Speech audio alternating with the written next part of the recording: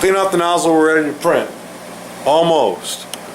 One of the quirks about these machines is that the temperature you send with the file will carry through to the print. And I shouldn't say it's a quirk of the machine, it's more just how the file outputs the G-code. It sends a temperature for the extruder and the platform. Well, the thing is, each printer is different. Each printer has a more optimum temperature. The thermistors, the thing that read the temperature, might vary from machine to machine. So the same material, same print, pretty much same everything, you could have it on the printer right next to it, and you might need to have a 10-degree difference to get a good print.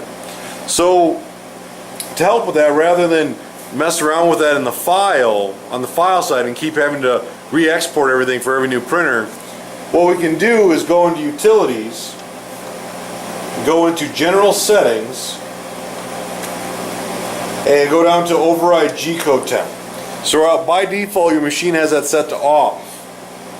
What that means is the temperatures that are in our preheat, when we have it warmed up, they will not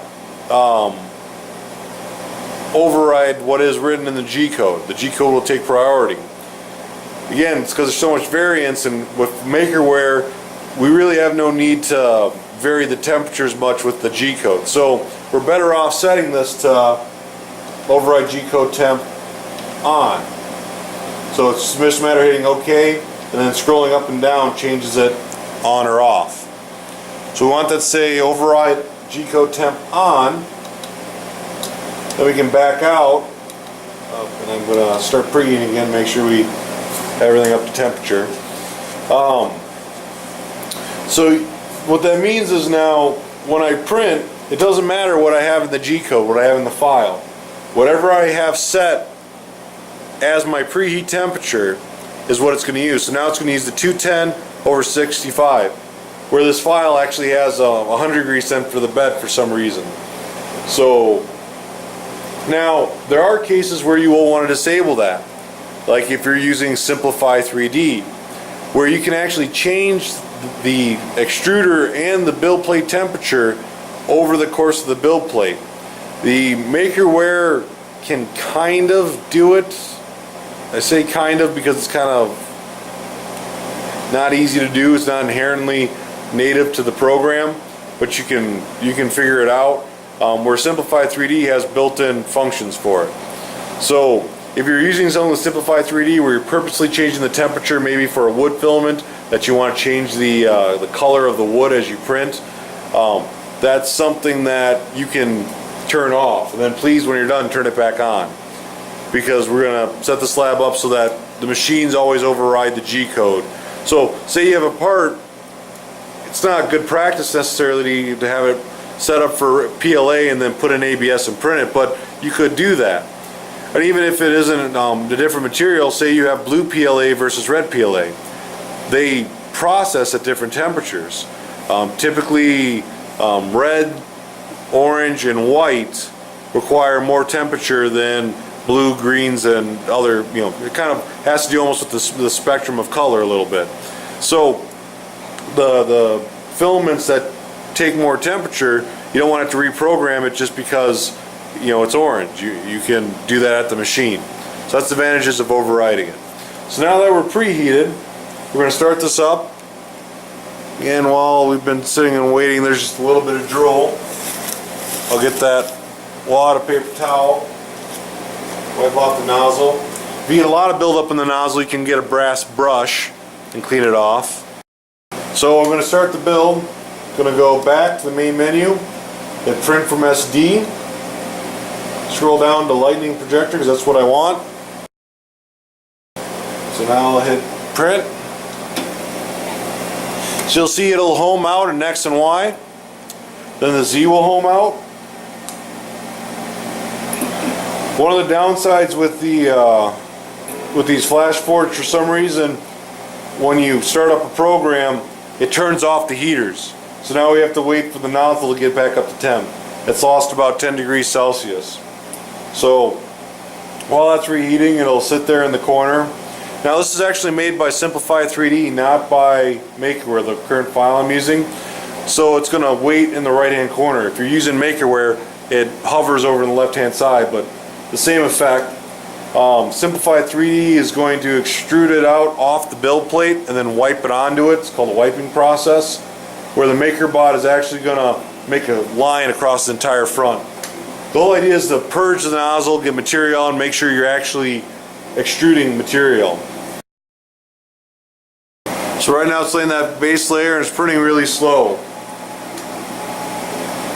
Now we don't have a fan on here, so normally by the second or third layer we want the fan to turn on and start cooling, but again it's not on right now, so it's not a big deal.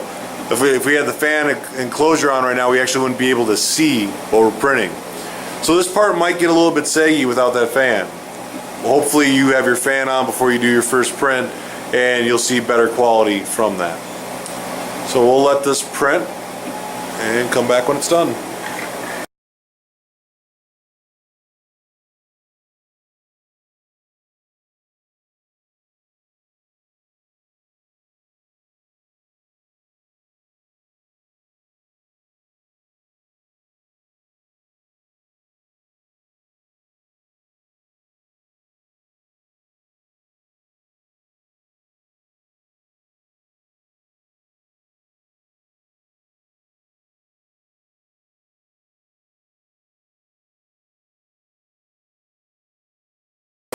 Alright, so once the print's done, it brings down the Z, homes out the X and Y, beeps a nice little tune. Now with PLA, normally you just let the bed cool down and the part will pop off right itself. There's no need to use a razor blade or a spatula. In fact, if you're not careful with this this type of coating, this little kind of mouse pad like thing, you'll actually cut right through it and ruin it. So you wait for it to cool and it'll pop right off. Now this thing has a small enough surface area I can actually just grab it right off. But I have my bed hot enough that it stayed adhered through the whole process. So again, I didn't need a raft. Fix the problem, don't put a band-aid on it. So got the bed temp up and we'll see if we can. It's not great. The fan definitely would have helped out, but it had a lot of shrink marks on it. But it'll work. After you're done printing, you want to make sure there's also a little bit of kind of schmegma. This thing is usually adhered a little bit more. Again, if you let it cool down, it'll usually pop right off. Or there's a line in front. Clean that off. Try to make sure there's no debris inside the compartment. And then you need to wait. You do not want to shut this down right now. Turn it off. The reason being is the right extruder fan, which you cannot see right now, is still running, and that's because that extruder is still hot. Just like the furnace in the metals lab, the foundry, you can't just shut off the cooling right away because you'll end up overheating something. So in this case, you'll end up taking away the cooling from the cold end of the filament side, where it actually uses the filament diameter as a rod to extrude material. You get that all glued up, it basically seizes that end and you have to manually unseize it, manually declog it. It's not a fun process. So wait for the fan to stop spinning on the right extruder. Once it is, then you can hit the switch in the back and you're done.